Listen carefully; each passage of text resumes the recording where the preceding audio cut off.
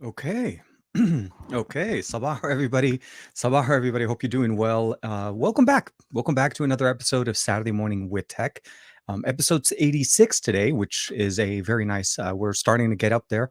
It is on August 4th. Well, sorry, September 4th. I don't know why I said August. It is September 4th, 2021, episode 86. And we are back for another episode of Saturday Morning with Tech. And today's episode is a little bit different. I got a package. I got actually a surprise package from Spigen. Uh, if you, we talked last week about them during the show. We were talking about the fact that I was actually okay with the fact that we no longer get chargers in the box, right? Because the reality of the matter is we need to start getting things that work for us and work better for us. And then we covered them. We talked about them. We talked about the Spigen 45-watt charger, that little brick, the gang charger here. And of course, we talked about the wireless charger, the 15-watt wireless charger. Both great options for a Z-Fold device. There's actually any smartphone that uses chargers that no longer comes in the box. Let's just say that. But then there was a package that was sent to me from them that was very nice, and this was actually made specifically for the Z Fold 3 and the Z Fold and the Z Flip 3, and those are cases. I'm a big fan of obviously of Spigen cases and so on. And just to kind of show you guys what I mean, so this is my Z Fold 2. This is the one that we've seen in the past, and I don't know if you guys could see it, but I have there. I've been using their armor cases for quite some time. I like the fact that it protects the hinge. I also like, and I used it with the Aramid case from Samsung mostly because this one has a kickstand. That was something that was unique. So I kind of made a hybrid case, but the main protection that I loved about that was the fact that it was a Spigen case. So I'll put that one back on the table right there. So yeah, today we're gonna get a chance to check out some really cool cases for both, the Z Flip 3 and the Z Fold 3. And I see we have a whole bunch of people in the chat. Of course, Andrew Waller, Andrew Fat Produce. Hey man, hope you're doing well. And of course, we have Greg in there. I see Marilyn's in the chat. Hey, good morning. Mark Sade is in there as well. Gary, the man, the myth, Mr. Fireman himself is in the chat. Greg as well. I see Maz B's in there, and then Amaldi's in there as well. And Maz, I think, yes, just kind of, I think Maz B kind of already answered that. So he's saying, so the sabaho mean good morning, and it is pretty much that's the meaning of it. In Arabic, good morning is sabah al khair. That's the typical, if you go to most Arab countries, you say sabah al khair, everybody would understand what you mean. In certain parts of in the Middle East, they start using slang, or they kind of make it into a little bit more personal. So in Lebanon, we say sabaho, which essentially is a shortened version of sabah al khair, and it is intended to be said to basically friends and family that you see. So you say, hey, sabaho. So it's like, hey, and good morning, good morning. And I don't know why I did this, and I did not realize I did. Let me go ahead and mute my phone. I thought I had it on. Oh, here it is. My notifications starting to kick in again. But yes, so sabaho means good morning in Arabic. I use it every day, and I even speak it with here the Majid again. That's how we write it in sabaho. He extended the e at the end to make it in there. So Majid is saying good morning to myself, and of course to everybody in the chat. Aditya, the man, the myth himself, is as well in the chat. Gary, the fireman, Greg as well. Aditya hanging out with us on this Saturday. Russ is in there as well. Russ is saying, hope you had a quick charge 5.0 charger. The basis, hopefully I'm saying it correctly, a quick charge 5.0 charger. I do have a quick charge 5.0 charger that I did get from them a while back. So that supports quick charge 5.0 devices. And for me right now, the only one that I have that supports it is the Snapdragon Insider smartphone. Now, it does support it at Quick Charge 5, but it charges at 65 watts, although we know we can go all the way up to 100 watts with the Quick Charge 5.0, and it is very, very nice. Is it compatible with all smartphones maximum wattage? It's yeah, it depends on the devices that you're using. It has to be first compatible with quick charge. It's not a PD charger, so it's not going to basically support a variety of them. If your device is a Qualcomm, if your device is running a Qualcomm chipset and supports quick charge, yes, then it'll give it to the maximum capacity for most devices on the market right now that support that. Unfortunately, not every company uses Qualcomm's quick charge technologies. Most of them will use PD, or they'll also use proprietary technology to be able to do their charging speeds. So an example would be Oppo, OnePlus, and so on. They use their own proprietary chargers, and I think they share between the two. So you have Oppo, OnePlus, and then, if I'm not mistaken, Realme also uses the same tech. But then when you jump over to other devices and other companies, you need to see if they support quick charge. But quick charge 5.0 on supported devices is crazy fast. So for sure, very nice. Uh, yes, and I'm saying Majid in there. Donald Lazino's in there as well. Hey, man, good morning. Hope you're doing well. Um, it's been an interesting week. It's been an interesting week. I have to say that the my schedule for this week's videos was a little bit, I would say, shifted, or I'm not going to say interrupted, but essentially shifted because I was intending to produce an extra video this week that unfortunately is going to get bumped to tomorrow. Which I wasn't hoping to was I wasn't writing hoping to try to produce a video on Sunday, but it is a video that I promised that was going to be coming out this week. Writing Arabic seems really difficult. Amaldi saying it is absolutely difficult because it also starts from the wrong, not the wrong direction, from the opposite direction. So English we write from the left to the right. Arabic we write from the right to the left. Totally didn't mean to say it that way, but yes. So we start in a different point of view. Not only that, books are opened in the upper opposite direction. So you start the book and always hold it. You hold the actual the binding on the right side as opposed to the left when you're opening it. Let's say an English or a Gregorian based language. Like either being Roman based language from the left side. So similar to some of the other on. Um, Khader is asking a question here, asking when will the review for the Z Fold 3 be coming out? That's going to be coming out next week. So I didn't want to rush into the Z Fold 3 review or the Z Flip 3. I have the Z Flip 3 in, I'm going to call it Thunder Purple, but it is the purple color, mostly because it reminded me a lot of Goku Black Rosé, which is I'm a big fan of, well, Dragon Ball. So you can kind of see it right there. So that's Goku Ultra Instinct. So we have the Z Flip 3 that's coming out next week. And of course, we also have the Z Fold 3, which I picked up in regular black color. I didn't actually go with any kind of funky color because I wanted to use cases with them. But yes, for sure. الفيديو إن شاء الله الجمعة الجاية Khadir. And one of those things that I really appreciate about spending some time with these devices before pushing out a review is you get to learn these little quirks, the little things that make them work, the things that kind of drive you a little bit, like, oh, okay, I didn't realize this was a thing. And then, am I okay with this? Do I really want to make a decision?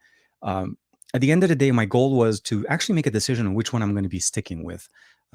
Both of these devices offer a foldable experience, which is good, but they also offer us a very different foldable experience. We have clamshell, small pocket size, kind of reminiscent of the old flip phones type of an experience that opens up to a full size phone. But you can pretty much do a lot of things with it once it's closed. You can take pictures, you can check notifications, you have some customized widgets. So those are some things that I'm very happy to see with the Z Flip 3. But it still hasn't changed one big factor for me from last year to this year. Is that you have to open it to pretty much do anything you want. You can't answer phone calls. You cannot make phone calls from it, obviously, if you're using headphones.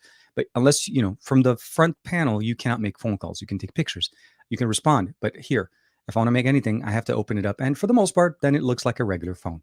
Then we have also the Z Fold 3, which essentially is a slightly improved experience over the Z Fold 2. And the more time I spend with it, the more I'm realizing, or I'm actually kind of like looking at it, and I'm starting to be a little bit kind of like, did it make sense for me to upgrade from the Fold 2 to the 3? There are some areas that I'm very happy about. And then there are some other things that I've really thought about that I don't know if that was really functional for me to do. But we'll talk about that a little bit more in the review. And again, that was the reason why I wanted to spend some more time with it. I didn't feel like it was right for me to just jump in with a review on a device that I got barely a week ago. And I barely got it a week ago today. So that's the reason why the review hasn't been pushed out yet. Josh Quinones, man, my buddy Josh, my Samsung buddy from back in the day, back in the Galaxy S10 days. We all went up to San Francisco. We had the opportunity. It was an amazing event, and it's been one of those things I've been trying to recreate, but I haven't been able to. It's one of those things. Khader, thank you, man. Shukran, habibi. Allah khalik. So yes, Josh, big fan of his work. So Josh also has been covering the Z Fold 3. He's been spending some good time with that, putting some content on that, of course, if you guys haven't had a chance to check him out. But yes, fun times, Josh. And the thing about it is we don't live too far from each other, but we met in San Francisco during a Samsung event. And it is one of those things, like I said, once you make a friendship online or you meet somebody and you share a certain passion for technology in the same manner. It is very much a fun experience and always nice to hang out with some friends. Dominic Valle is in there as well. I've been a Samsung fan since the S1. You know what? I've been also a big fan of Samsung also ever since they used to make Nexus smartphones. Let's just say that. It is one of those things that I think Chemi's in there as well. Hey, man, it is one of those companies that truly carried us for quite some time. And I feel like my passion with Samsung is not just necessarily as a fan, but also because it's a championing kind of an experience. I love what Samsung stands for. I'm hoping for Samsung to push the envelope furthermore, keep pushing the technology, providing us more opportunities to enjoy our devices in different experiences. One of the things I posted this week was the video on this one, the the Galaxy Watch 4 Classic LTE.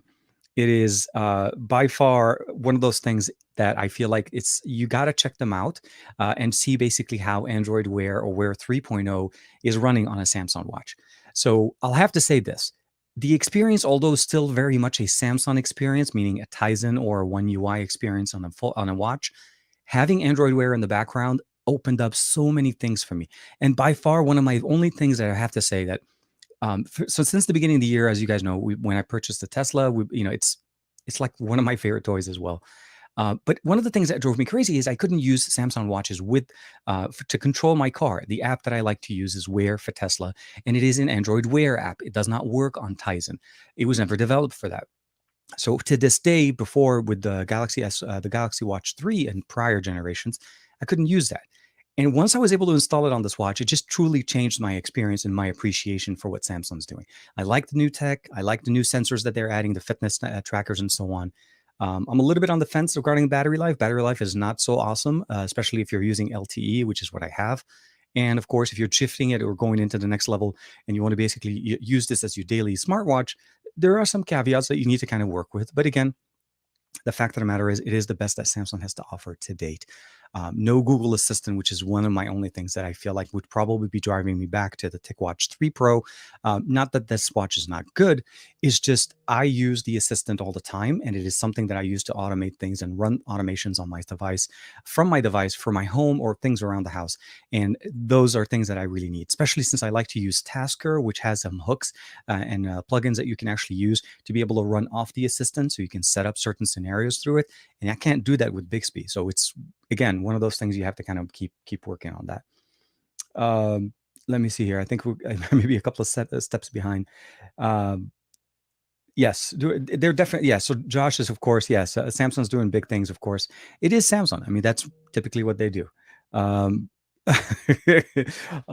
Sorry, notifications and notifications are kicking up right here. TK, but how's this collab? How do you think will be affected Wear OS watches? So the collaboration between Samsung and Google is actually very clearly showing in this one, right? So we see some influences what Samsung did, but it's truly the way Google shifted the approach to Wear or Android Wear. Android Wear, typically the way we've seen it up to this date, is very much a similar experience on multiple devices. So it truly became more about what company you like, what design, what external design of a smartwatch is more appealing to you. It's really not as much about the UI element because you got the same experience across different devices. At the end of 2020, early 2021, we started seeing some devices include some skins. An example, Oppo did it on their watch, as well as I think TicWatch 3 Pro has a custom launcher running on it. But now Google is allowing third-party OEMs to skin Android Wear on their smartwatches. And what I mean by this, if you decide to pick up a watch from Samsung right now, even though it does support or it is running on Android, as being Android Wear 3.0, you have no idea that it is. They've skinned it to the point where it literally looks like the Galaxy Watch 3. The only difference that I would probably say that was very much an obvious experience that this is something different. A, you had the Google Play Store that was in the App Store, but B was that the fact now you swipe from the bottom to open the App Store, so the app drawer, not the store. And that's something different than what we had with earlier generations Galaxy watches. You had to click the button for it. So that was one of the only UI elements. And of course, there's that. I would probably say the UI element, which kind of makes it look like they've had a massive inspiration from Apple with the little circular app drawer, which I don't know why, but I wish we had the opportunity to change it. It is one of those things. Other than that, though, I feel like it's going to help us solidify the concerns or the issues when it comes down to non-Apple ecosystem smartwatches. What we're getting now is either an app supports the Apple ecosystem with watchOS, or it supports the Android ecosystem with Android Wear or Android Wear 3.0. And that's going to be the push forward. Again, without this in the background, I could not have installed my Tesla app to be able to control my car from my watch on the Galaxy Watch 4. That would have been a non-starter for me, which would have also kind of sped up the process for me to shift. TicWatch still has some unique features that I love about that, especially the dual display, the battery that lasts for 2.5 days consistently. So there are some things you also kind of have to consider between the three. And they did promise us that both the TicWatch 3 Pro and the TicWatch E3 from 2021 are going to get Android Wear 3.0 with Mavoi and TicWatch's new UI elements. So we'll see how that goes. Hoping the Note, hoping for the Note 22 Ultra. Russ, I think it's going to be one of those. So there's no question. I think Samsung is not necessarily killing the Note line. I feel like there is going to be a release of a follow-up. We're obviously we skipped this year. The 22 is more than likely going to be the next one that we go with. I'm not sure though if it's truly going to be consistently staying much longer after that. I feel like there's going to be some limitations that we need to kind of look into, mostly because I think at this point the fact is the S Pen is no longer a unique feature to it. The way it holds the S Pen is one thing, but I think at the end of the day, if we start looking at functional things, the Z Fold 3 S Pen support, the S21 Ultra supports an S Pen. More than likely, S22 Ultra will support it, and next generations, even more devices will support it. I'm hoping they bring it down to the A series even. So we're going to see how that goes. I'm still hoping for a truly Note experience at the end of next year, as to basically meaning that it's the best of the best that Samsung has to offer from a rectangular, basically glowing rectangle style kind of a device. Let me see here. People that like type can't carry any phone these days. Amaldi's yeah. You know what? That I'll say this for people that like to wear tight pants, which is I'm not in that department. The Z Flip 3 will definitely work for you. It definitely, even though it is a thicker phone because of the double side of it, it fits much nicer in pockets that are tight, and it'll show when you're obviously it's going to show up on you saying that you're wearing a phone in there. But it's not going to be where it's going to be like just this massive power bank size type of an experience going on. Yes, as well as the SD card as well. ER1980, Ibrahim, hey man, hope you're doing well. Sabaho TK, all as well. Hope everybody's doing and having a great weekend. I hope so as well. Watching you from my experience. Oh my God, Hans, I am so jealous right now. Okay. So Hans is watching us on his Xperia 1 Mark III, guys. Those are so they started shipping out mid to late, not mid, late August, and people are starting to get their pre-orders, which is really, really exciting. I haven't heard anything yet online. So yes, congrats very, very much. This is an amazing. I will never go back to Samsung. You know what, dude? It's hard. It's hard to go back to once you appreciate. Okay, sorry. Once you experience a 4K panel with 120 hertz refresh rate, stereo speakers, all of the things that we see in the Xperia 1 Mark III, it is very hard to go away from that. That is just something that you like.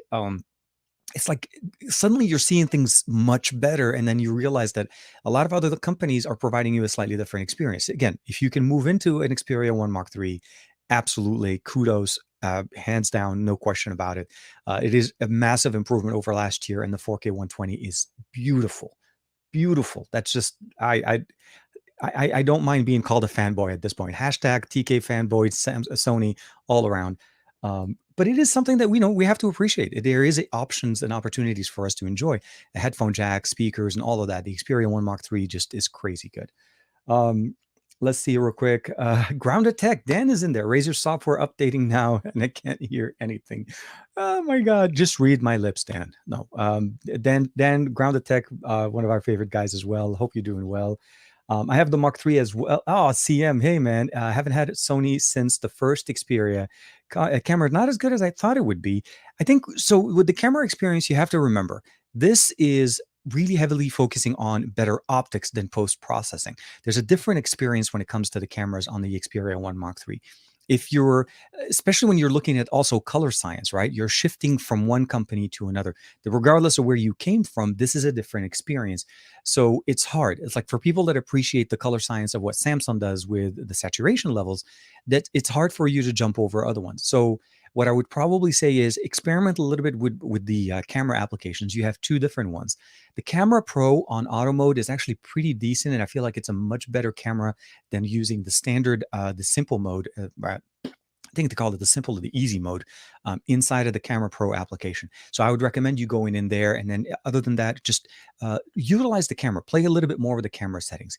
You have a much more advanced camera experience than what most users get on their smartphones, and I think that's probably what's causing some of the maybe shift in appreciation. But again, it's something that you probably want to spend a little bit more time. Also, like I said, it is definitely more on the optics side than post processing, so you want to keep that in mind as well. But yes, so yeah, what I wanted to kind of show you guys as well, let's want to switch over there. So I did get this package. This is a massive box that I got directly from Spigen. I picked it up from the post office this morning. Oh, let me go ahead and start the recording here. I don't want to miss this piece. And we're also going to talk about these guys again, the chargers that they included in there, and then of course we'll cover all of this as well. Let me just catch up a little bit on the comments because I think I'm a little bit behind in there. Oh, hold on. Let me see here. We'll be opening the Realme. Okay. Will we be covering the Realme event on the 9th of September, or is that exclusive to India? Jimmy Fire Dragon. So I've worked with Realme on a few devices, and I've covered quite a few of their hardware. I haven't been able to cover some of their events. If it's a specific India specific launch, they typically don't cover or they don't reach out to non Indian, I would say basically creators, because they want to make sure they cover the area or in the time zone, and the creators that basically have, I would say basically the best way to say it, the creators that have reach in that region. And I think that's probably what they're going with. If it does go into the global market, and that I think that's at the point where they start reaching out and they try to work with us. I know that basically, hopefully there'll be basically some really nice devices launched. The 9th is next, I think about a week from now, if I'm not mistaken. Today is the 3rd, right? No, I said the 3rd, but it is the 4th. Yes, the 3rd. Monday is a holiday for us here in the US. I'm a little bit off on timing. Let me double check. Oh, unfortunately, I was reading Split the entire time. See, that's how it works. Dan and I, we got it in a lock. Dan, man, I'm happy you're back. I'm happy you're doing well. So Amaldi's asking us, since you reviewed the One Mark III, what do you think about the overheating? Other reviewers have talked about the 888 as a power hungry. So there's an inherent concern. Well, sorry, there's an inherent heating issue that comes around with anything running the 888. This is something that there's nothing to do with Samsung, with Sony, with anybody using the 888. The 888 runs warmer. It's a powerful processor. It's not a warming situation where it starts throttling you right away. It's just initially that's what's going to happen. The performance hits, and you start getting some heating on depending where the processor is sitting on your motherboard or the configuration of your phone. So the one thing I would probably say is Sony approached it or addressed it slightly differently than some of the other manufacturers. They have that HS power control, which enables you to connect your phone to the phone. Connect your phone through to power and not charge the phone, or maybe trickle charge it at a very, very low rate where the device actually doesn't overheat or the battery doesn't provide any additional heat concerns. Um, the one thing I will probably say other than that is when you're using a smartphone that is generally that you're feeling the heat, that's the heat dissipation. So what you're feeling there is the device actually releasing the heat so that it can continue to perform at the level that it's supposed to. There's nothing really we can do. The only companies that I think that have done a decent job on this is I forgot the name of one. I think one of them is a Xiaomi company that their gaming department. The other one is actually the Red Magic 6, and I did show a couple videos on that as well. That they included a nice little USB-C fan that you can mount on the back of the phone, which provides cooling. So basically, air cooling to that area to reduce the temperature concerns that you're going with. Most devices or most smartphones that are running the 888, I think usually cases provide a little bit of protection as well. It reduces the amount of heat that you're seeing there. And if you're playing with any kind of controllers where the phone is sitting down, not a lot of heat is dissipated or issues are going there. I mean, the phones are not having problems; they're not melting, and that's to say basically that it's really more of a temperature control and dissipation needs to happen. And I think that's where some companies or some devices or reviews have also talked about those. The 888 is warm. It's been like that since the beginning of the year. I'm really hoping that the whatever the next generation, I think I saw somewhere where they were talking about a leak or potential the Snapdragon 898 showing up in some benchmarks. Hopefully that version of the processor will have better thermal regulation. And the Black Shark, exactly. Sorry, Black Shark was one of the, but I think they ran. Actually, I take that back. Then it must not have been the Black Shark. I think it was another company. Black Shark ended up going with the 870 this year to circumvent the heating issue. The 870 didn't have that problem.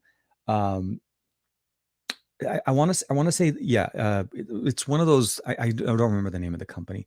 But yes, Dominic saying, Dominic Valle saying, my Asus ROG, so the ROG, while connecting remotely to my office work, is that normal stuff? So it depends on what's going on. If you're connected remotely and the heating that you're really or you're noticing there, were you connected over Wi-Fi or were you connected over a modem, basically 5G connectivity?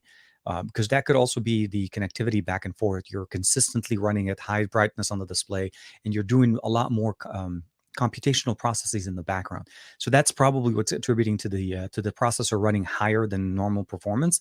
So that's one thing to keep in mind. If you're connected over Wi-Fi, over 5G, that also creates heat. You have the integrated modem in the 888, separate, different from what we had last year. So the concerns essentially is, yes, there's going to be some heat. It is part of the core right now as far as just going in with a smartphone that runs the 888. We are in September. Hopefully, if I'm not, I'm hoping the timing stays the same. We are a couple of months or so away from when Qualcomm announces the next SoC, and we'll have to see how they do with that one as well. And of course, you can pretty much bet everybody's going to be covering that part once the hardware starts supporting it as well. El Joe says in there, "Hey man, hope you're doing well. Is ASUS Zenfone 8 battery life good?"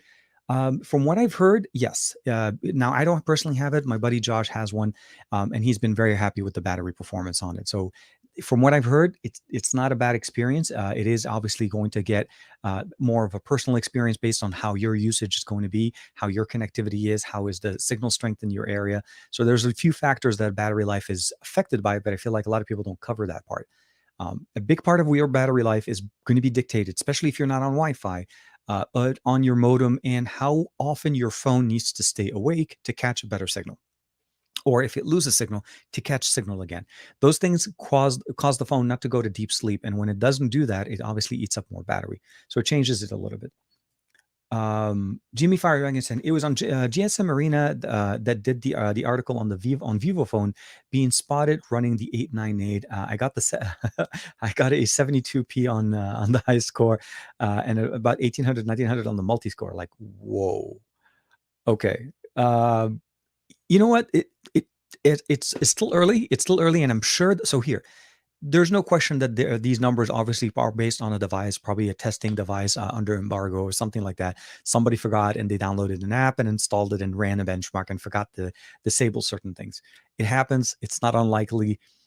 Any numbers generated ahead of an official launch with early beta software that wasn't optimized for it are going to give you some weird outliers. It's indicative, obviously, of better performance. We expect that. It's not going to be something running slower than before. But we'll have to see. 18 to 1900 on the multi-core, 898 on, it's not bad. Let's just say that. Keep in mind that the 888 runs at 912 to 920. So it's a little bit different. Like I said, it's early software. I wouldn't trust the numbers, but it's nice to see that it's starting to pop up.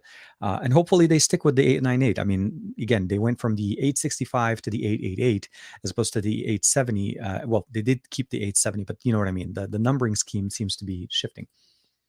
It gets warm on some on some tasks, but not performance issues. I wish Asus Power Control could have worked specifically in games. Yeah, they need to unlock that feature for more applications. How goes the battery experience on the Z Flip 3? Does the slower charging annoy you at all? um, I'll say this. I think it's by far the biggest thing that drives me when I'm looking at. Uh, okay, so let's say this. I'm testing something right now that, and I can't unfortunately say what it is, um, that does crazy fast speed of charging. Let's just say that. Crazy, ludicrous, like, oh my God, I can't believe it's already done. I barely put it on there. That kind of an experience. Not wireless, wired, but again, some of the things that you can definitely appreciate about fast charging.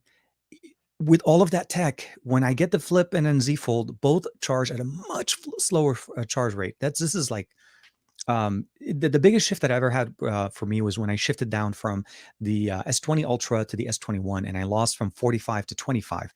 That was a big notice for me. Noticing that basically when I put my phone on, and I can typically come back in the normal time that I come back to it, and it hasn't gone up to 100% yet.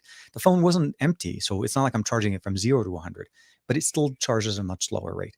The Z Flip obviously takes it even further. Battery life, unfortunately for me on the Z Flip, has not been that good.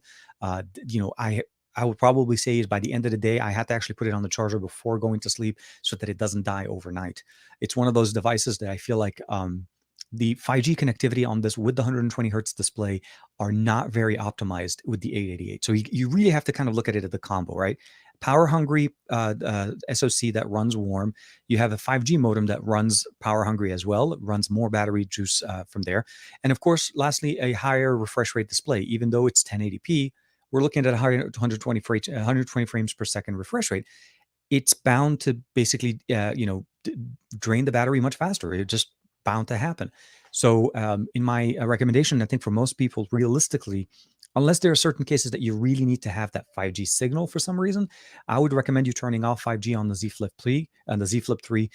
And then also just keep in mind that, if you want to have the 120, that's going to be good. It's adaptive, so it changes. But I think the modem by far will help improve the battery. And of course, dropping it to 60 frames per second will also help the battery a lot. It's sad that you have to disable things, but otherwise you have to just keep in mind that that's what it runs. Yeah, so Jimmy Fire Dragon, yeah, some people, I would trade benchmarks cores for much better battery life and experience on any phone. We get terrible battery sizes, and then we did on the Z Flip 3 for the Pixel 4, yeah, and I think it was really so it's one of those things you have to kind of I think a smartphone these days should not be getting smaller batteries. I think smartphones and batteries, the relationship between the two, especially when you're trying to push more function out of your smartphone, you need to function. You need to be able to. Sorry, let me disable this because I think I'm recording this for an extended amount of time, and we didn't touch the cases yet. It is one of those things that you kind of have to appreciate, right? 4,500 to 5,000 milliampere, I think, should be a standard right now. The reality of the matter is, batteries are getting better. They're getting thinner. We're able to incorporate them. The question would be is obviously this charging speed. What is comfortable? What is right? Sony went up to 30 watts. We see Samsung at around 25 watts. We see OnePlus and Oppo going into the 50 to 65 watts. And of course, we see some companies, other companies going out there. Like I said, we have the 100-watt capabilities on the Quick Charge 5.0 from the Insider's phone from Qualcomm and other devices that support it. So we know Xiaomi is trying to go in there as well. And I think if I'm not mistaken, Huawei is already trying to go up there as well with their charging speeds. So we should have that function. It shouldn't be as so high, such a high bar for us to kind of reach. Keep in mind, we were stuck at 15 watts for so long that 25 seems fast, but we need more. Yeah, for sure. Yes. So the 5G drains a lot on the Z Flip 3, and then keep in mind that the 5G that you're experiencing on the Z Flip 3, for the most part, unless you're running on a UW ultra wideband from like Verizon or something like that, is pretty much going to be comparable to the same speed you get on LTE. Anyways, there are certain cases where let's say you're able to go to 500 megabits down as opposed to 250 megabits down, but the reality is, unless you're downloading massive large files, you're not really going to notice it. And then there's also the factor of whatever site that you're downloading from needs to have support for those higher speeds.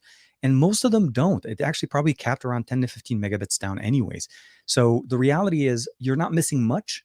It's nice to have it. And I think once the technology becomes more reliable, where the 5G signal isn't as in and out, because what's happening with 5G, and I feel the biggest thing that we don't realize right now is that phone companies are not replacing towers with 5G. So they're not taking in their 4G LTE modems in there and replacing them all with 5G. They're doing them in a split, almost a 50-50 or a 25-50, to be able to actually provide you that experience more consistently. There is a lot more devices on the market that support 4G LTE than they support 5G. 5G is still growing.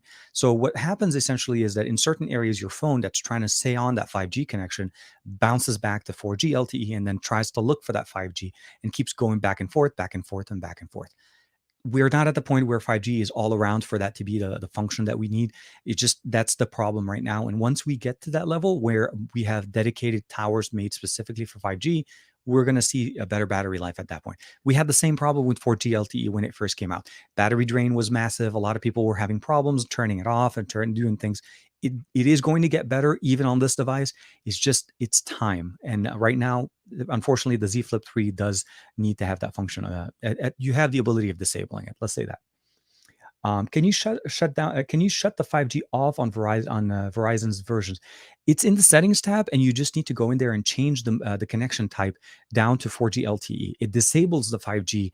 There's no one button option. I think some smartphones allow you, and I want to say actually the Qualcomm smartphone from Asus, the one that Asus made for them, the Insider's phone, it actually has a 5G toggle in the notification panel.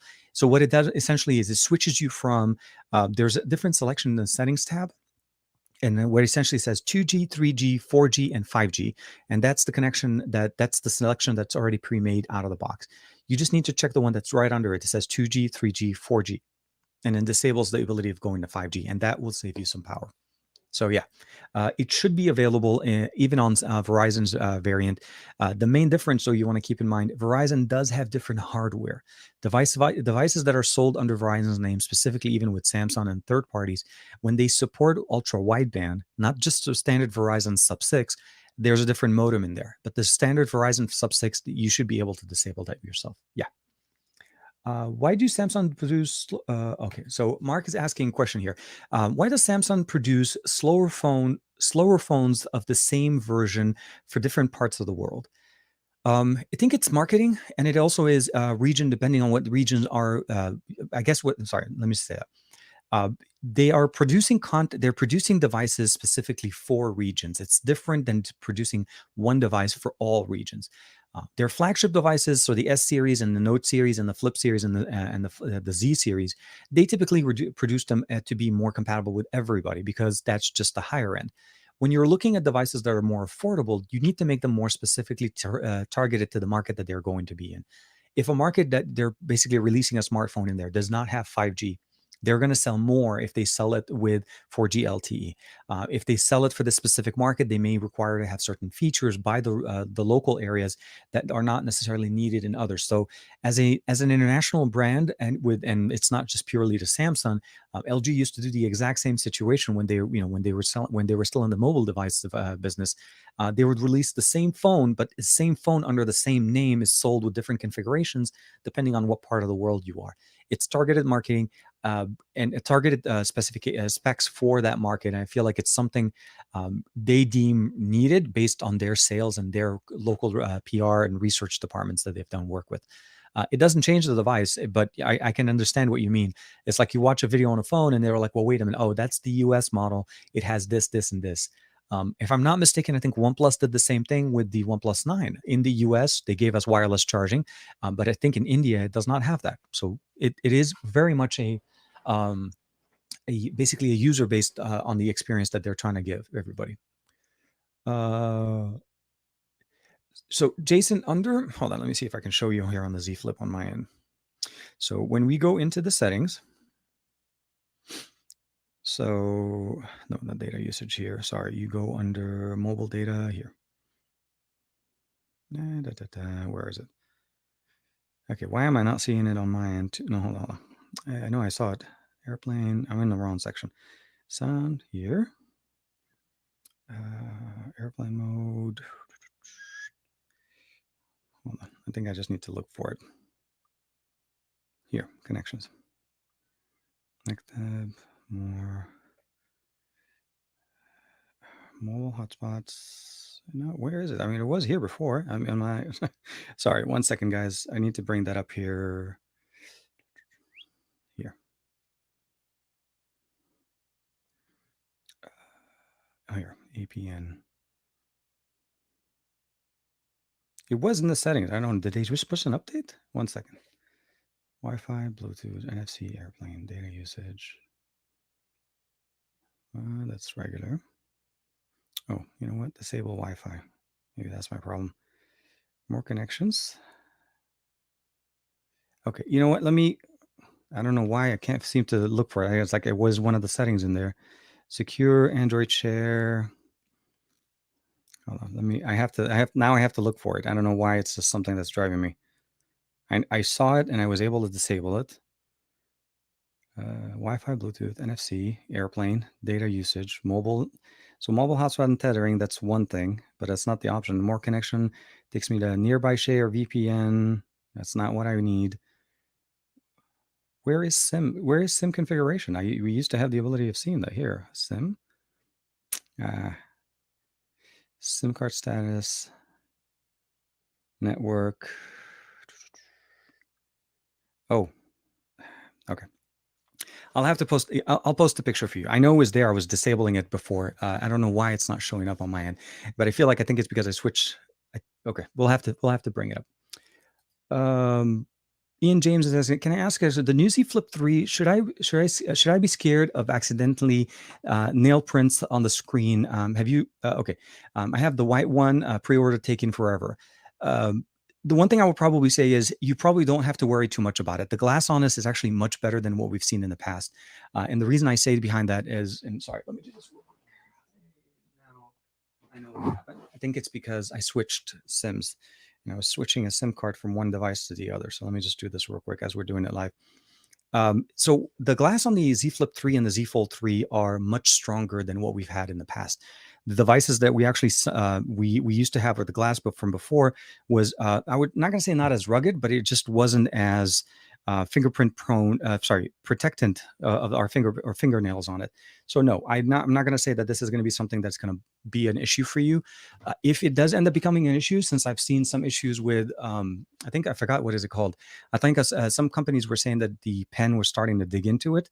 So let's go ahead and do this. It's going to restart. There are glass protectors or protectors that are similar to the one that Samsung is putting on that you can buy now and replace by yourself. And they're made by a company called Whitestone Dome. That's going to be a good option for us to replace it. So in case you're worried, it's not going to be as big of an issue. You could definitely still enjoy, you're protecting your device. And if you do see any scratches or anything like that, it's not going to have, it's not as, let's say this, it's not as soft or as easy to scratch this one than it was last year's. But if you do, you can still fix it, if that makes sense. Okay, Zach.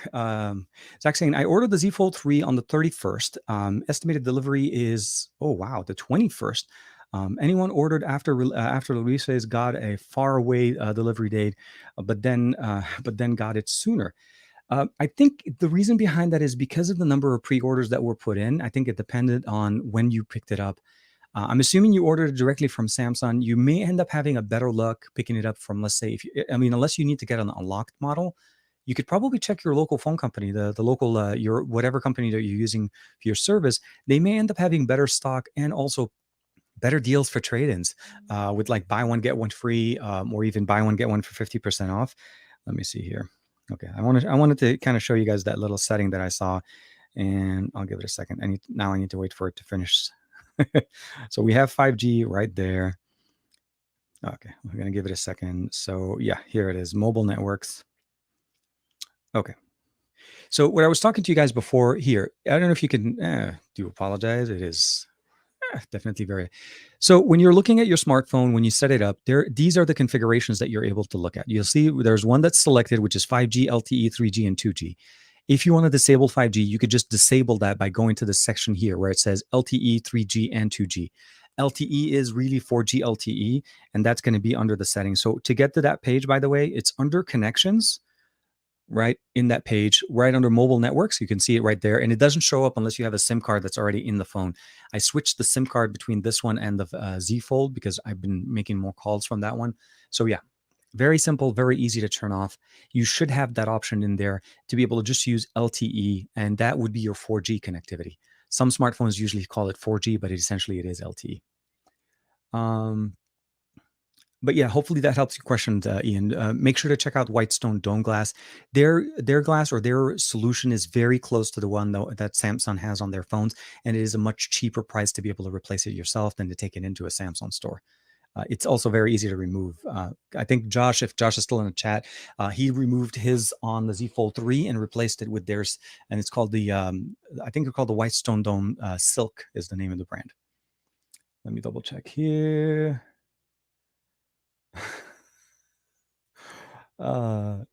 Sorry, we're gonna have to TK. What I missed? Exciting tech. We've pretty much just been chatting about Z Flips and Z Fold impressions. We talked about the Xperia 1 Mark III, and I haven't had a chance to open up the case yet. We're gonna open up the case very, very soon. Yes. So here, Josh did kind of confirm. Yes, I'm using that Whitestone dome, and it's holding up pretty good. So again, he used it on his Z Fold 3, but it's the same tech, same kind of material made for the Z Flip. So they made it for both devices. And essentially, all they're doing is they're going to be removing that screen protector that's pre-applied, which again, if there's a way to describe it, it feels like the glass on your smartphone. The feeling on it, like when you're putting your finger on it and you're using it, it feels like it's the glass on a regular smartphone, even though it's still bendable. So that's the main difference between the two. So I wouldn't really worry too much about like the ghost fingerprint.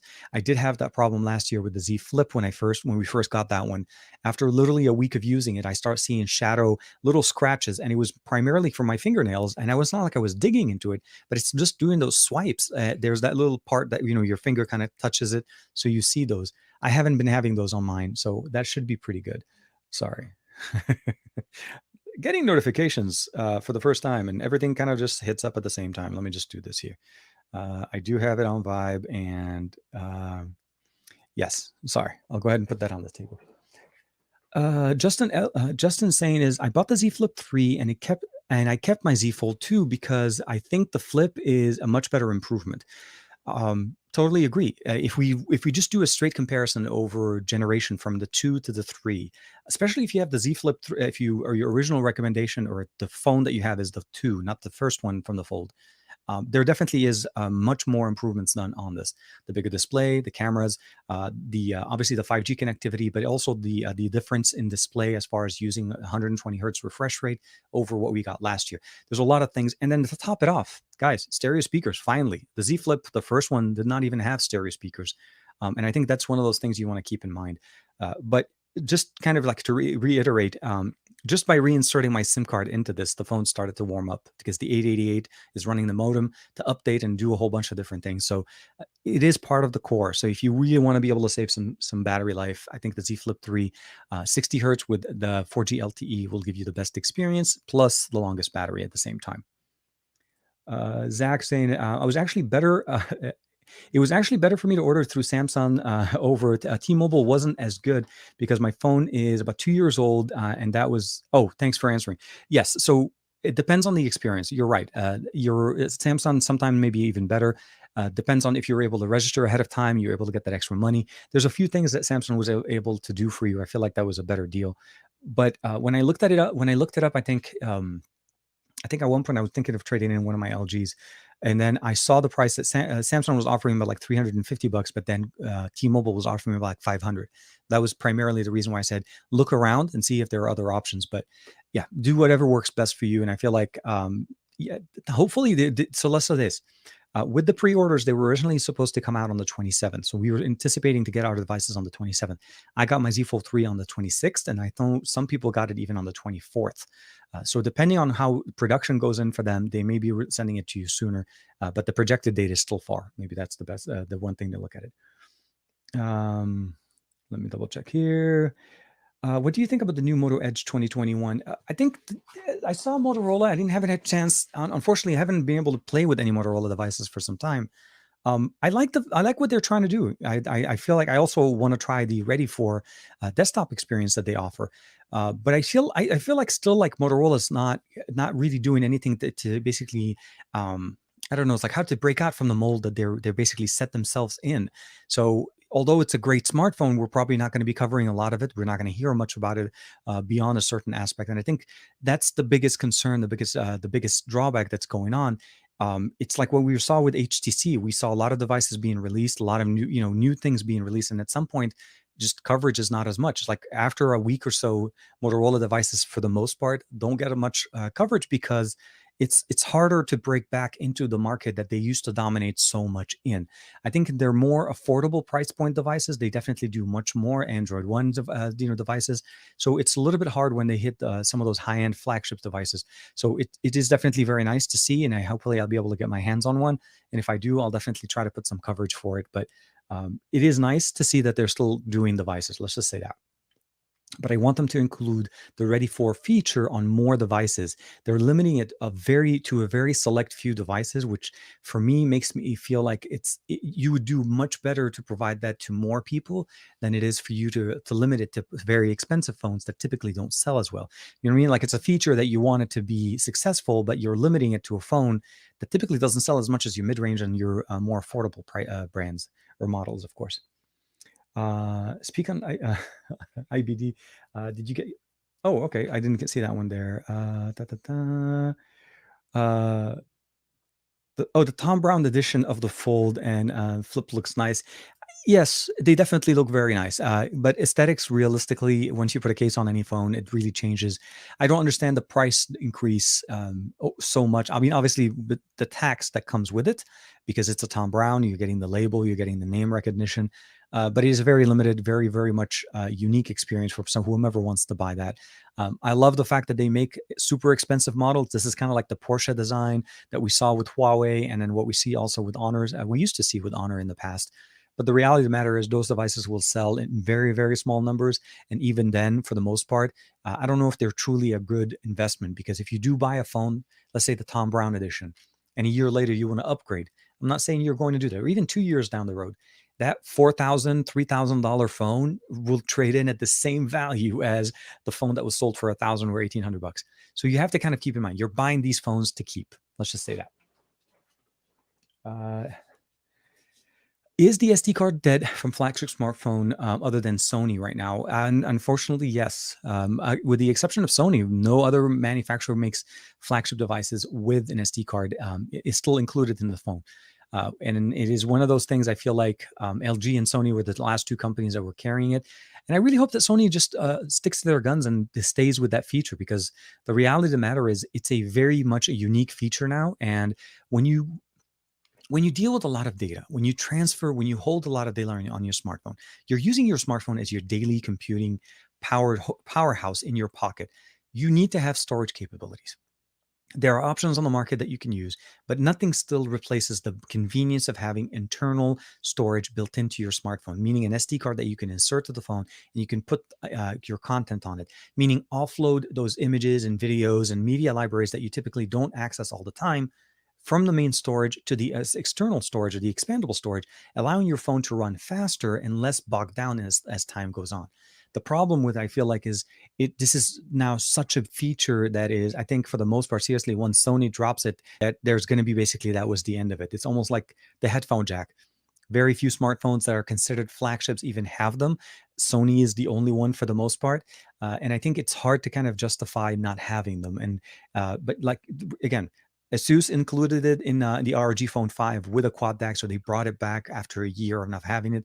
So you're noticing the selection is slim, but it's still there. So we'll have to see how that goes.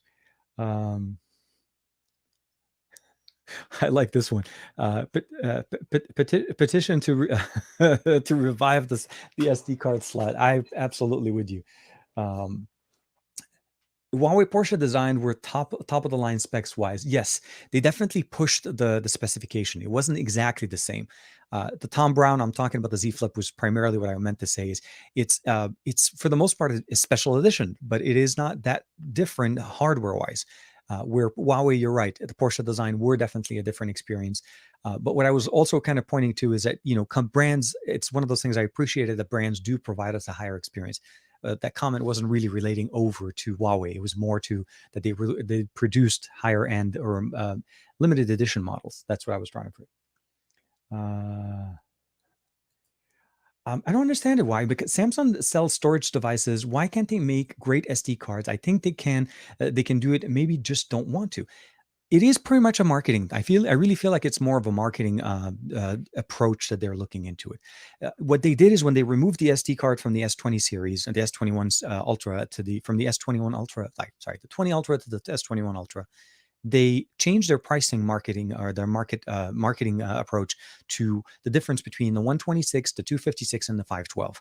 The biggest difference is it was $50 to go from a 128 gigabytes of internal storage S21 Ultra to the 256, which I felt like was pretty much a push. They wanted people to spend a little bit more to get the 256. So Is it a question of functional things? No, Samsung still makes SD cards. It's not like they don't. They make storage. That's 90% of. There's a whole department that deals with SSD and fast storage that they can implement here. I truly just feel like they wanted the direction of having no issues or concerns having to deal with slower memory. And I mean slower, meaning just slower than the internal memory. Internal memory will always be the fastest. SD cards can never really reach the same performance as internal storage. And that's been something that we've dealt with for some time. That was the big reason why Google always said at the beginning, when SD cards were everywhere and Pixels were or Nexus were the only ones that didn't have it, was that they didn't want to rely on a slower performance or slowing down the system by giving it access to read off of a memory that ran at a much slower speed. Internal storage was faster.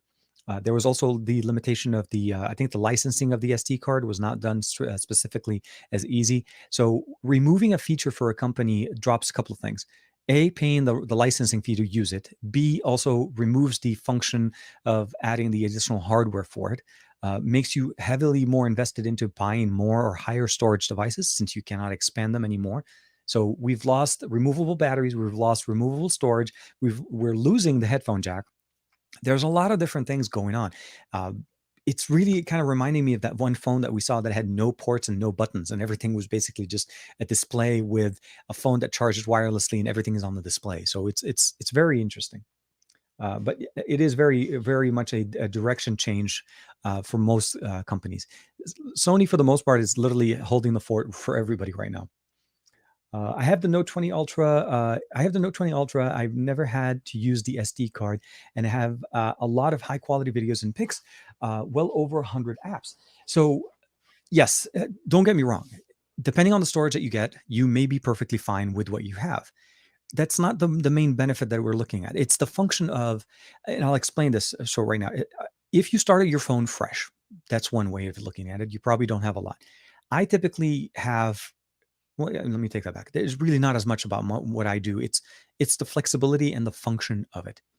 When you're using a smartphone, you're using it for its full potential. It's what it can do. Shooting 8K, shooting 4K, 60 frames per second, taking pictures, all of those things are going to work great. If you haven't reached that limit yet, the Note 20 Ultra is barely a year old. The problem is when people start migrating data from one device to the other and transitioning from an older device to a new one. Companies or devices back at certain points used to have SD cards. So people would put their pictures and so on the SD card and transition it to the new one. Your situation may be a little bit different. I totally agree. It's not exactly the same case for everybody, but the function of having expandable storage via the SD card was an option for you to be able to buy a slightly less expensive smartphone and add storage to it as opposed to having to pay the extra premium. And what I mean by this is that Note 20 Ultra, if you went with the lower end storage on the Note 20 Ultra and then put in a 512 gigs internal SD card on there, that was a lot cheaper than buying a 512 gig model of that specific phone, if that makes sense. So those are some of the things that a lot of people did. If you don't need it, then absolutely don't worry. But if you did, those are the things you had the opportunity to kind of leverage. Now you don't have that option. You pretty much, if you want to get the 512, you have to pay whatever Samsung's asking you for. And otherwise, you have to make a decision. That's the main thing. Alfax, assalamu alaikum. Assalamu alaikum, Alpha. Hope you're doing well. Hope you're doing well.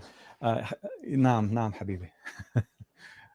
Matt. Hey, Matt Tyler's in there. Dude. Missed the last few completely due to work. I'm at work again, but I'm popping in and just saying hello. I hope you're all doing well. Dude, absolutely very nice. And we've been basically going like back past each other with gaming during this week. Haven't been able to jump on one of his live stream, but hopefully next week.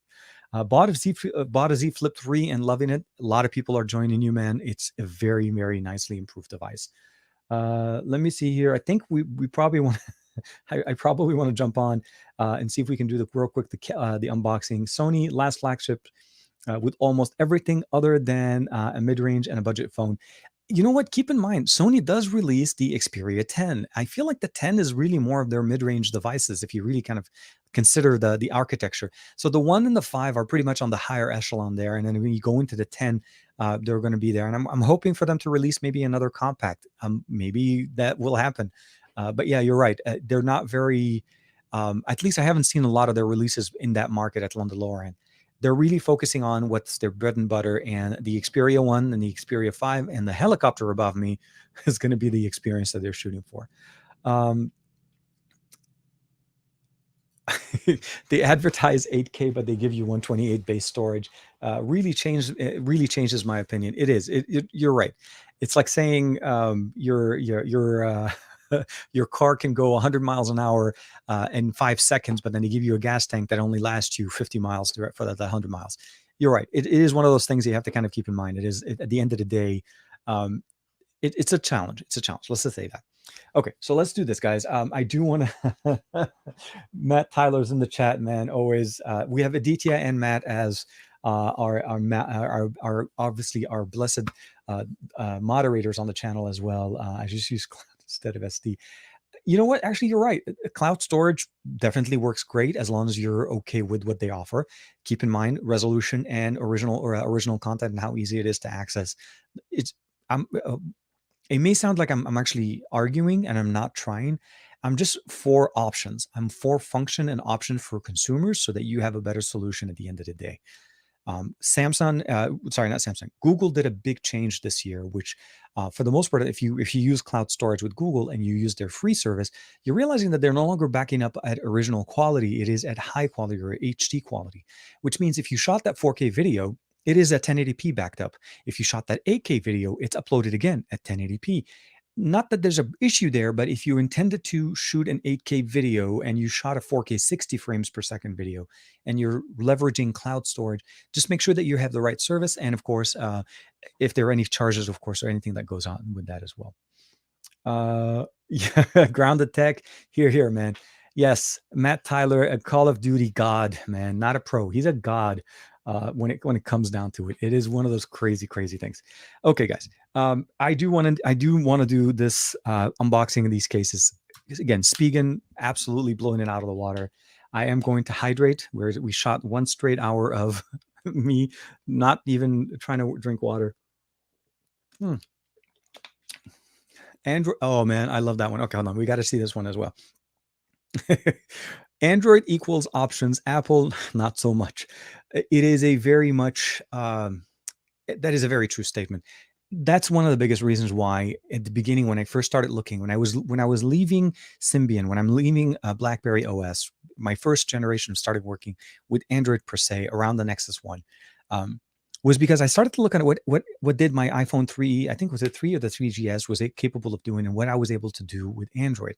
The customization levels, the launcher options, the different apps, the ecosystem, just overall, for me, I look at Android as the truly maverick of all systems. You could do and customize Android to run exactly the way you want it on any device that you pick up, with the exception of a few that don't let you change launchers and so on. But it is one of the reasons why I love it. Okay. So let's do it real quick. So we're going to switch over to the top-down camera. And just to kind of reference, here is the Z Flip 3, sorry, the Z Fold 3, and of course, did not know this. There is a little bit of magnet. There's a magnet right here. I did not know that. That's interesting. Okay, anyways. So the Z Flip 3 is sitting right here. This is the case that I got. I'm going to go ahead and start the recording. Okay. And I want to take this part out. So here, the case that we got directly from Spigen, very, very nice. We're going to open it up. And of course, the first comment we see here says, "We got you." I got a really nice card here from one of their guys. It says, "Hey, Tarek," as you guys know, my name. Hope all is well. Excited to share with you the newest collection for the Z Fold 3 and the Z Flip 3. Let us know what you think. Stay safe. Of course, Spigen World, or that's their comment there. Of course, they sent a very nice card there. And I did not realize that there was a Team Spigen kind of thing going on. So we got there. We got you twice. Got you. We got you. Let's go ahead and open it up. Very nice. And here we are. A massive collection. So we got this one. This is the Z Fold 3 Thin Fit. We have the Z Fold 3 Tough Armor. This is even better, one of their cases as well. The last one is, here it is, the Slim Armor Pro. Now, I'm noticing that all of them have protection for the hinge, which is a big difference in some of the other cases that I've covered. We also have here a couple of cases for the Z Flip. So there's this one, and I think this one is the Tough Armor. And then there's the Thin Fit, again, designed for the Z. Oh, wait, there's one more case. Let me double check here. And then this one is the Ultra Hybrid one made specifically for the Z Fold 3. So it looks like they gave us 4 cases for the Z Fold 3 and 2 for the Z Flip. Let's go ahead and put the box away. And let me know in the comments, actually, which one do you guys want to see first? I don't know if we want to open up every single one of them, but I definitely want to check out the Slim Armor Pro, because I think that's one of the ones I always appreciated more. So for sure, I'm going to do this one, but let me know in the comments which one do you guys want to open up the other one. So here, take the case out, very easy. I like the fact that they include the adhesive, so you do get the adhesive pieces, and I don't know how, but I can't. So they explain to you how to put the case and how to put in or apply the adhesive to the different spots. But for now, we're actually going to be trying different cases, so I'm not going to put all of the adhesives on. There are some pads here that you are able to basically provide better grip. There is some adhesive already pre-applied. You can see them on all the different sides, or on the top, on the side. Again, this is made specifically for the Z Fold 3. So one thing to keep in mind, that the protector that we have on the Z Fold 3 does tend to peel. Not the glass protector that you can install from Whitestone, but it does tend to peel. So I'm going to put that in here. So I clamped it on the top first, and then we're going to snap it down. Then it goes in there, and then we'll put this one here. Let's see what we can do to the end. Snap, snap, in. And voila, here we are. Spigen, this one, as I can, okay, let me double check. So yes, this is the Slim Armor Pro. Very nice, very slim. It doesn't add a lot of thickness to it. Obviously, you need to remove the adhesives first. It does provide a little bit of a lip to actually make it better to open up the fold. So when you're opening up, it does come up. Keep in mind, obviously, the adhesive will stop it from peeling. The reason why you saw this coming up right this is because I didn't actually use the adhesive on it. So closing it, very nice, very slim. Very, very good. And then there is a protection. It's a little bit raised when it comes down to the camera sensors. This does open up, but you want to keep in mind is this is intended to be that way so that when you open it in this form, and of course it's sitting, this becomes a little bit of a better grip for you. So you're holding the phone more like this. It does wobble when it's on the table, but if you end up using flex mode, it also kind of protects it because it raises the backside on the phone. So it definitely looks really nice, very easy to install. And of course, full configuration, you can access it. You can basically, I haven't set up Samsung Pay on this one yet. So again, this one is the Slim Armor Pro. Let's do this real quick here. I'm going to put this one on the side. Let me bring one out here. Do we have something similar? Z Flip, Tough Armor, Thin Fit. Let's go with the Tough Armor. Let's see if we can, and here we are. So Tough Armor, similar.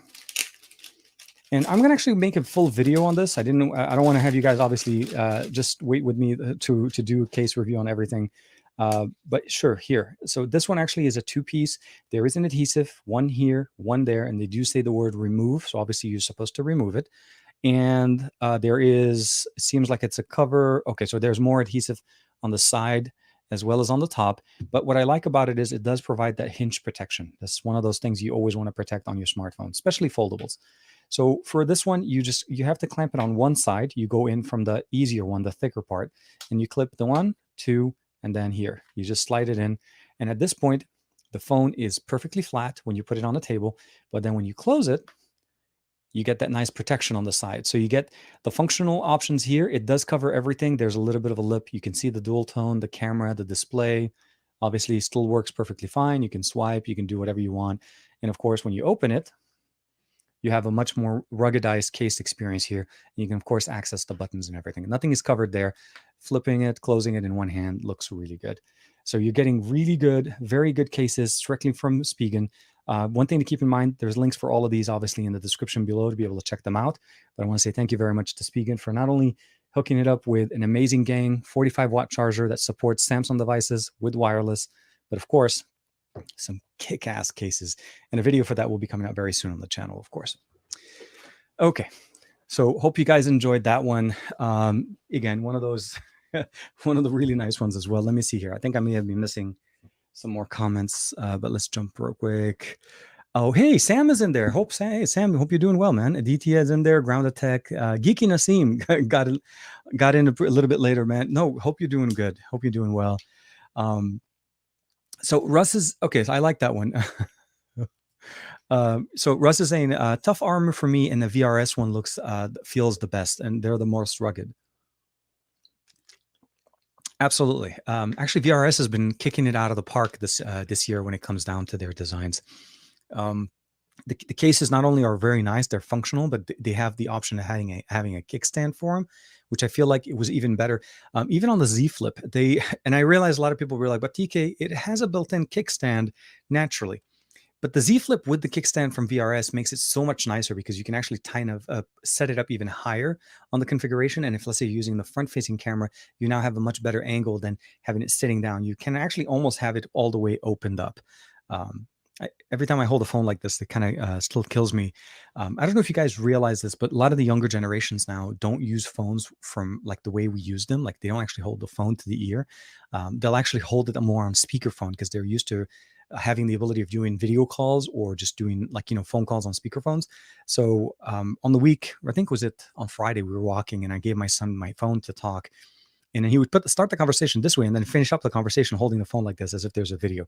So anyways, a little bit of generational differences there, but we'll see. Yeah, for sure. Also, Anker with their Nano 2 with the 65 watt. Yes. So Anker and Spigen both make really good chargers, and Anker actually makes really good chargers when it comes down to basically like third-party chargers that you can get for your Z Fold or your Z Flip. Sorry about that. Sam's jumping in. I'm waiting for the UAG Fold 3 cases to come back in stock. There's been a lot of shortage. A lot of people that picked up their Fold and their Z Flip are picking up a lot of cases, and it's literally one of those things like it's the initial wave of picking up cases. Spigen cases currently, if I'm not mistaken, are available on Amazon. When I was at least putting the links in the description, most of the cases were available to order. I like Tough Armor. I love UAG. I actually have, I'll specifically say this, it's because I'm using UAG on my S21 Ultra. I mean, actually, I am a big fan of UAG cases. For foldables, for some reason, I've stuck with Spigen, even like I said, with the Z Fold 2, even coming over to this one, because of the hinge mechanism. And I feel like this one, just that feel when you're opening it up. Sorry, let's put that back. When you're opening and holding it like this, that little grip on the back just makes it so much more secure than having to hold it like this. You know what I mean? Like when you're holding the phone, you have something to put your finger, and this piece is connected to the top. It's not connecting to this one. So when I'm holding here, it's actually pulling from this end. So again, one-handed operation on the Z Fold, much, much easier. And let me show you guys what it looks like on the back. So here, it's a much better hinge and a much better grip when you're holding it like this. When you hold it like that, oops, almost dropped here. So you hold it like this, and you hold it in that form. It just, again, it provides that grip that you want. Sorry, I was trying to like do a flip and up in different situations, but I'm with you, Sam. Hopefully they'll come back in stock very soon.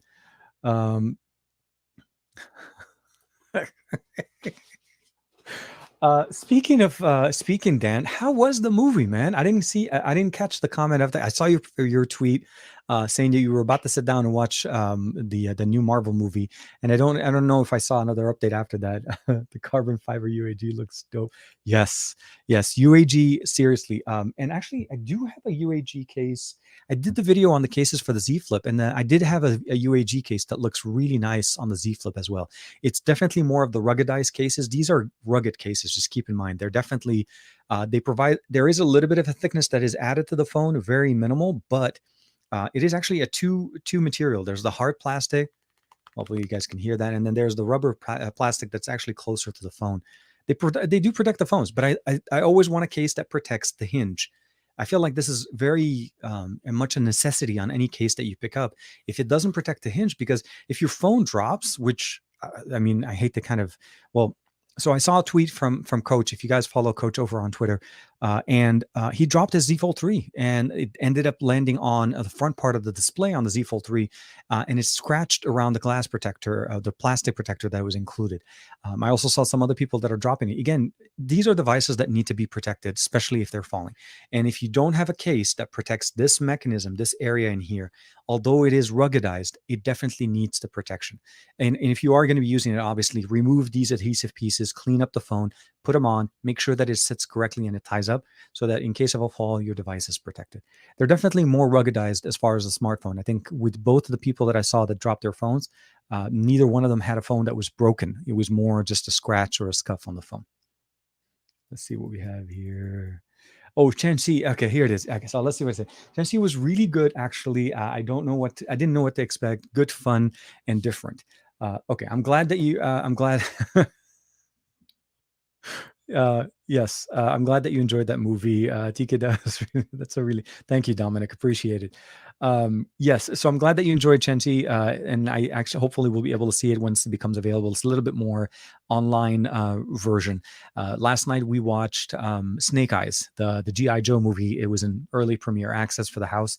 Um, I, yeah, I'm okay. I'm okay with that movie. I would probably say it definitely. Uh, I don't want to spoil it or anything. I'll just say this: I went into the movie expecting a very similar experience to what the Marvel movie cinematic movie universe was. This is very much GI Joe continuation of story and origin story for Snake Eyes. So just go in it with that situation. The reviews on it are kind of mixed. I probably would say it was okay. Not one of the best GI Joe movies I would have seen before. But again, it depends on your personal preference. You may find the movie more interesting than the way I found it. If you're gonna end up watching it at some point, when it becomes a little bit more affordable, I feel like. Um, Let me see here real quick. Anyone know what's the best cases that are on for OnePlus phones on the Buds Plus in the Buds Plus video? Okay. Uh, so the case, just for everybody's reference, the one my OnePlus 9 has a case that was made by OnePlus. I don't know if it's not sold internationally. It is a case that's only sold by OnePlus, which has that little robot on the back of it, and that's the reason why a lot of people always ask, like, where did you get it? Where did you get that from? Unfortunately, it's not available on any of their sites, and I don't even know if it's still available on their own site. And it was a case at the launch event when OnePlus sent me the reviewers kit. I realized that this wasn't one part of their cases, but I saw the case and I felt like this is such a cool case. I needed to pick it up. So I bought that one after, and then shortly after there was a shortage of it. So it's one of those cases. It's an original OnePlus case. More than likely, if it's available in your area or in your region, it's going to be on the OnePlus store. So hopefully that makes sense. Um, Zach's saying, yeah, I'm a little bit disappointed in the color options for cases right now. I'm hoping to have more options. I'm with you. I don't know why. Like, don't get me wrong. I purposely, and I'll say this again, I purposely picked up the Z Fold, the Z Flip in purple because I wanted to enjoy the color. Now, I love having rugged cases, but I also love having clear cases. And I don't think the other case is a clear case. No, it's also a color. I mean, there's no question. If you want to protect your phone, these are going to be some of the better options on the market. Color options, I would have hoped to maybe have a little bit more, maybe release them in the same color scheme as the Z Flip and the Z Fold so that you at least have a way of customizing it and keeping the color scheme on there. Although what I would probably end up saying is at the end of the day, I would still prefer protection over aesthetics. So if this is the option they have right now, I need to put something on my phone in case this thing slides. And just keep in mind, the difference between the Z Flip 3 and the Z Fold 3 difference, at least this year, is that the Z Flip is a slip and slide smartphone. The glass on the back, where we don't have that on the Z Fold anymore, like last year was a little bit more glass. This year, this one, when it sits on a table, it's very slippery, especially if your table is not well leveled and let's say it's a hard table or so on. You can literally put it on and see the phone slide ever so gently. You don't want that. You want a case that protects it. And right now, I feel like these are the cases that do the best job. But I'm with you. I prefer like a clear case or something that protects the phone and still looks good, or it allows us to actually enjoy the color that we picked. Russ, TK, what smartphone flip folio case do you recommend that is rugged? Example for the S21 Ultra. So right now, I'll probably say VRS does make some really good one, but Spigen and UAG are some of the best options. As far as cases, especially when you say folio, the one thing I would probably say that by definition there's a lack of closure on the outside. The moment you have a case that opens up as a folio, that means the front cover is always going to flap, and that's not going to give you the best protection. So for a best protection situation, glass protector on the front and a UAG or a Spigen case, like a Tough Armor or something like that, that protects the phone. Again, the case that I've rocked the S21 literally after doing all the case reviews, this is pretty much the case that's stuck on it, and it's because it's one of those best ones. I have a glass protector from Whitestone Dome Glass. I've dropped this 6 or 7 times. Every time I look at it, the phone is great. There's no problems. And I also have the glass protector, by the way, for the lenses in the back. I don't know if you guys could see that. There's actually a glass protector from Whitestone that not only covers the front, but they also sell a kit that also includes a cover. I'll do that here, right there. Protects the device. Looks really good. So I definitely would go with those for anybody looking at them in that sense. Um, Let me see here. Okay, so thank you, Aditya. I didn't realize the question. Hold on, Nathan. Anyone knows the cases that were used? Oh, okay. I think we already kind of covered that one. Sorry, I'll jump back real quick. Oops, and I just jumped 6,000 comments to the end. I like the Spigen Neo Hybrid. Greg's mentioning as well. Russ. Oh, anytime, man. Dominic. Let me see. What did I think? I think Spec that.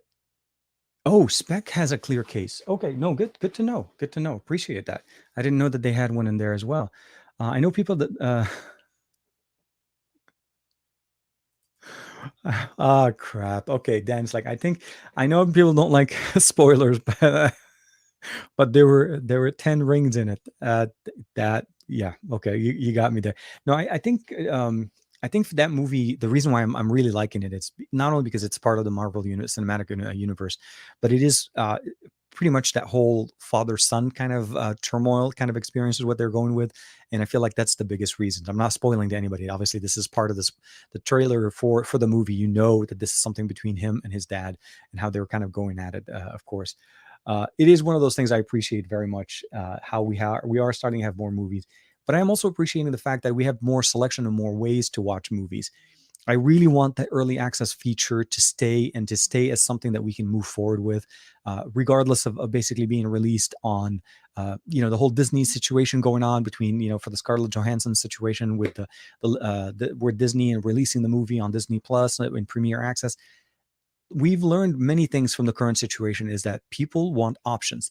And then studios now have the flexibility of being able to reach more consumers at launch than previously available. Make it still available for movies or in the theaters at initial launch, but bring it into early access very shortly after. Even though it's a little bit more expensive, it still replaces the having to wait so long for it to come out on rental or purchasing it, and it also makes it so much easier for people to enjoy content on seriously on their systems. The money on the systems that they've spent to have on nice TVs and so on at home, you can enjoy that content there. I don't have a problem there with it, and I hope that it becomes something more.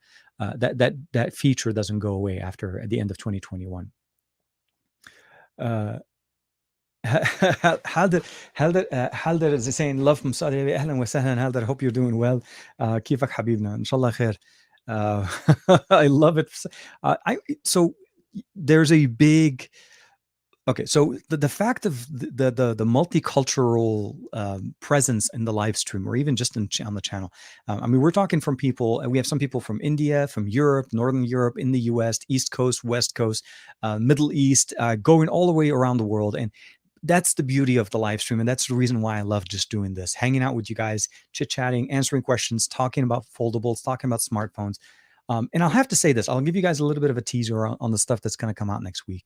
I don't think it'll be a big surprise to anybody if I said that the Z Fold 3 is going to be my choice. I'm probably going to be sticking with the Z Fold 3 over the Z Flip. And I'll preface that by saying there's nothing wrong with the Z Flip. I just don't think that phone was made for me. I think that design for the phone and what it does are great for whomever values those features. But for me, when I look at it at the end of the day, I need a powerhouse, and I realize the Z Fold 3 has some compromises when it comes down to the cameras. They're not the best. They're okay.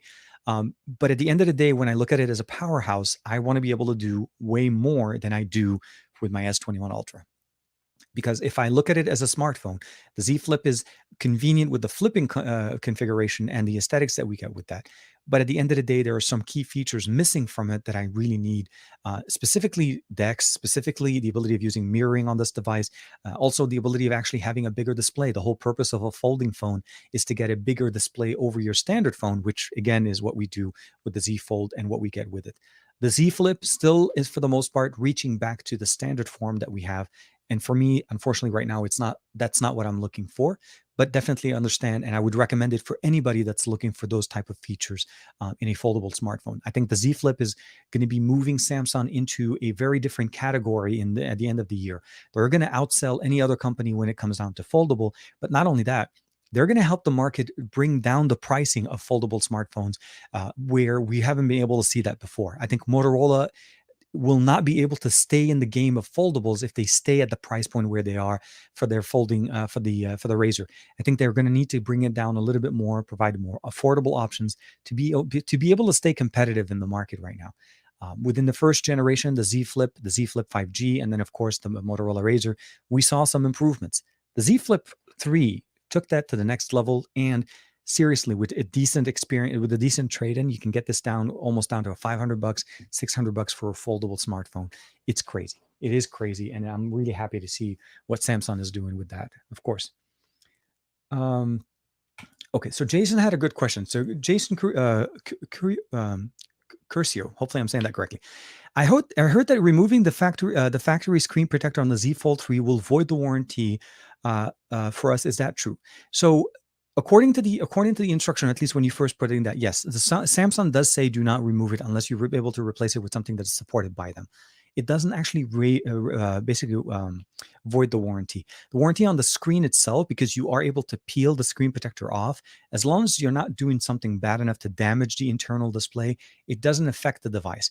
The screen itself goes all the way to the edges, and it is under the clips on the outside part of the display. It's not easy to remove that screen off to damage it. I've seen many videos being able to remove the screen protector and apply new ones. That's something you should be able to do. The question would be is what you are comfortable with. If you are comfortable doing it yourself, there's options, like I said, like what is it called? Whitestone Dome Glass with their silk glass protector, the silk flexible protector that they have for it. I think those are some options you can. The external display, of course, and the lenses are there. Those are fair game. There's no real question. So the same way you can change your glass protector on screen protector on the external display, you should be able to do it on the internal one. Although I would also be just very careful on when you're doing it. So if you're not comfortable doing it, obviously take it into a Samsung store. They'll install a brand new one from them. Or if you are comfortable using the kit, which the Whitestone one is very inclusive of everything you need to install it, I think that you have some options in there. It does not void the warranty, because as long as you don't damage the display, your device is still covered. If again, the replacement or the damage on the screen protector is never covered. So that screen protector isn't covered. If you damage that screen protector, Samsung is not going to replace it for you. You need to buy another one. So that's, if you think of it in that aspect, if it is not covered by the warranty and you're needing to replace it, you mean you have to pay for it separately. Therefore, it is up to you to be able to replace it. Again, I've seen many people do it even on the Z Fold 2. Let me see here. Oops, I think I jumped all the way down to the bottom again. Let me see here. Watching the stream from TK. Dude, thank you. Thank you very much, Dan. I appreciate it, dude. Always appreciate it. You want more productivity, so the Fold makes more sense. Yeah, no. And again, it's one of those things I feel like it needs to do more than where I'm coming from. I don't feel it cannot be something that barely meets what I was there with some minor compromises. I appreciate it. Don't get me wrong. Like I said, I appreciate it, but I've dropped my S21 Ultra again 6 to 7 times, and I needed a good case on it. I feel like for some reason in my mind, the Z Fold will probably carry more. And from watching other people's comments on Twitter and so on that have dropped their phones, they're holding up much better. And I think we'll have to see how this one actually holds up. It's a very nice phone, very much a big improvement over last year. And this is going to change the way we look at foldables by the end of the year. And by come next year, this is going to bring even more foldables to the market. And I think that's where it's going to get more exciting. It's when we start seeing other companies jump in. I want to see Oppo jump in here. I want to see OnePlus. I want to see Pixel smartphones that are foldables. I want to see more companies pushing this technology, because at the end of the day, we need to have options. And if we don't get them from our companies, this is basically where they're limiting us. Samsung is pushing the technology here, and I really like it. Like I said, I'm really happy with what they do. Let me see here real quick.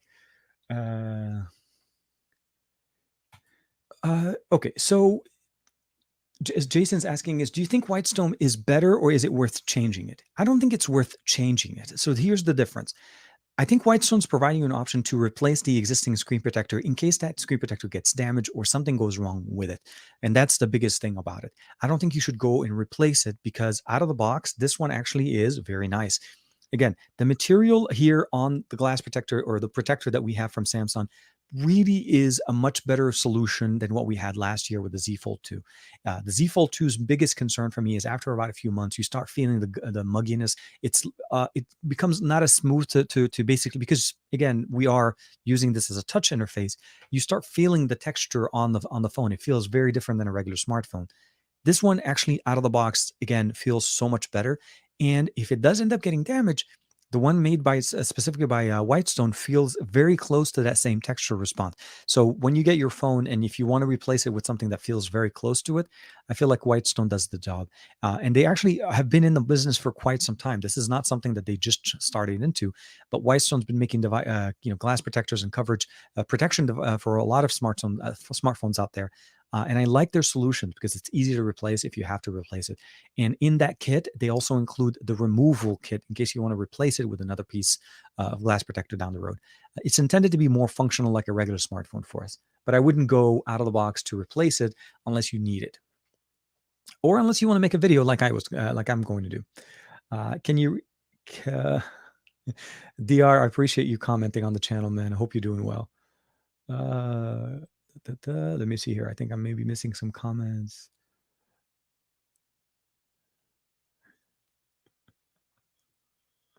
Oh my God. Okay. Dan is hitting it. Okay. Aditya, if you don't watch it, man, Dan maybe maybe gunning for the best response back on the um Oh, here. Okay, so here, Phineas Dang is saying is I've been using Whitestone on my Note 10 Plus. Love the brand. Thinking about installing it, but I'm worried, obviously, that the phone screen might be damaged when you need to remove the Whitestone. So the installation, so the way you remove the original one by peeling it is exactly the same situation. It's not a heavy piece of, I guess I would say the material is very similar. The aspect ratio is exactly the same. Installation is very much the same.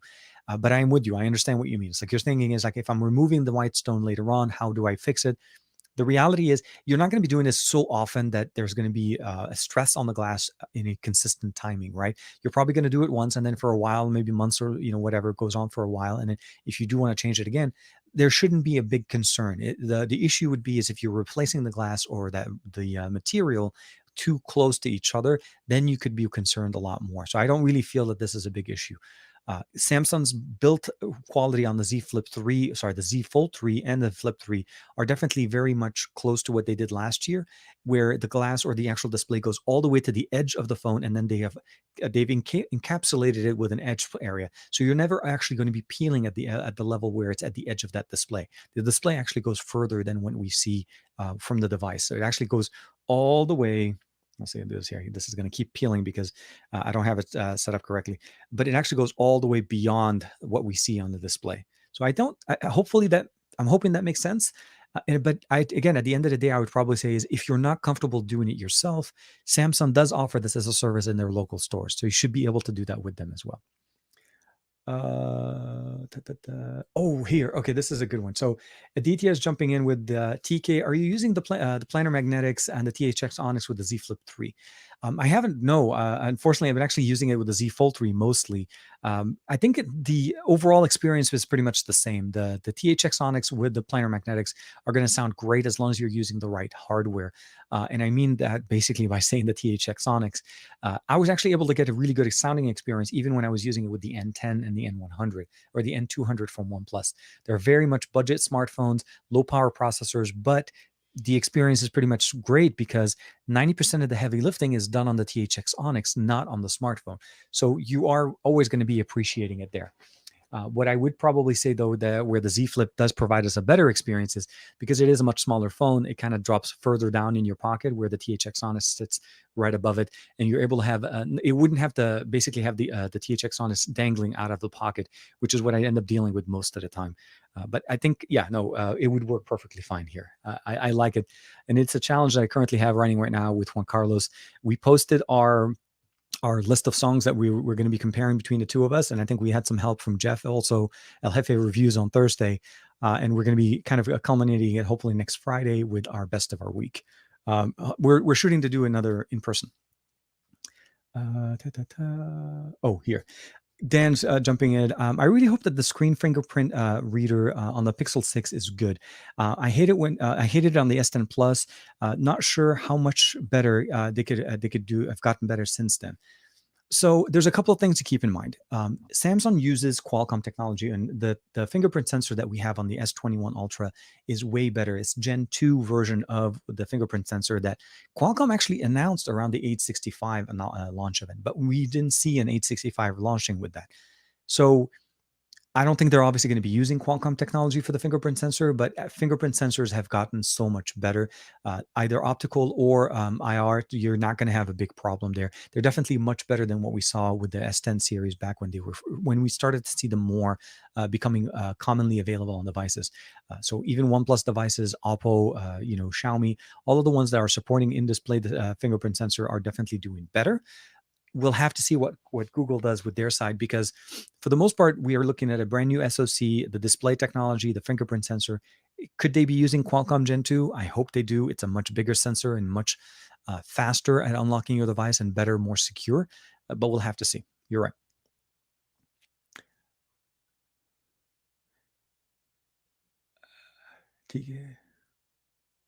Okay. Please, please. By the way, Ahmed, salam alaikum. Ahmed Tariq, ahlan, ahlan, ahlan. The man after my heart, Ahmed Tariq. His last name is my first name. It's so I definitely very much.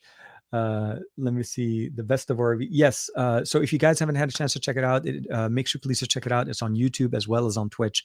The best of our week. It's a co-hosted podcast. It's run every week on Thursday night and on Friday mornings whenever we do them in person. And essentially, it's a way for us to kind of have a quick, not a quick, but like talking about the best of our technology. And it's a co-hosted live stream with my buddy Juan Carlos and myself. And of course, Monday morning he does his SGGQA, which is his live stream, and I typically do it on Saturdays. So between he and I, we kind of cover the whole week, realistically. Always. Yeah, so then always end up the timing for our videos for the best of our week always ends up being a weird time for the UK, for our UK folks or European, because it's really early in the morning for them. Where typically like right now it's kind of a little bit later in the afternoon. They're about 8 hours ahead of us, or at least for me where I am. So I totally get it, Dan. I'm with you. Surprisingly, Samsung uses ultrasonic. Yeah, the ultrasonic fingerprint sensor as opposed to optical. Most of them are optical. I think Russ is right. I think that's what I was trying to say. The ultrasonic ones are definitely going to work a lot better, but the Gen 2 from Qualcomm is definitely a much bigger, a better improvement. So we are about that time. I didn't realize it was around already an hour 36. We are hitting about that time where if you guys, as you guys probably know, if you're watching the show or if you're new to the show, this is the time of the show where we get into the TKception. And you may be wondering what is TKception. I promise it will be very clear in a very small amount of time. But if you don't mind, in the comments, if you guys would love to be able to see and feature some of your comments on the channel, of course, dropping down some TKception things, and you'll start seeing them in the comments as well from some of the other guys in the chat. Dominic one, it's nighttime in Europe for us now. Yes, no, absolutely. Dominic is letting me know. It is about what is it? It's 12:08. So yeah, by definition, it's already evening time in the UK or in Europe. Most of Europe, actually. In the UK, it's about 8 o'clock, and then of course, as you go further out, it gets even later and later in the evening. For everybody hanging out with us here, of course, either from be it from Saudi Arabia, Europe, India, the US, East Coast, West Coast, anywhere you are.